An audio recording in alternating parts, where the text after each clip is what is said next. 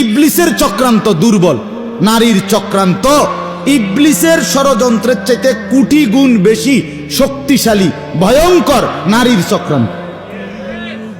আর ঠিক না কইলেও ঠিক না, এটা কোরআন শরীফের আয়াত। হ্যাঁ হ্যাঁ, এটা কোরআনের আয়াত। ইন্না কাইদাকুন্না আযীম।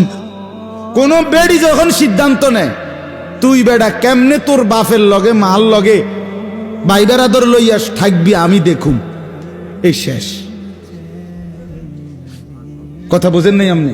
কোন মেয়ে মহিলা যখন সিদ্ধান্ত নেয় আমি তেজ আমাইরে তুই বেড়ারে আমি দেখাই দেব, চাই তুই কেমনে তোর মা বাপ লইয়া থাকস, এবার যে কোনো মূল্যে শেষ, পুরা ফ্যামিলি তছনছ।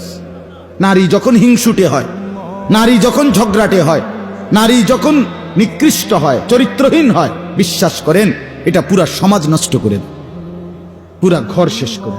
কত মানুষের সংসার, কত মানুষের জীবন, আহা, জীবনের সাজানো সব কিছু এলোমেলো করে দিছে একটা অসৎ নারী।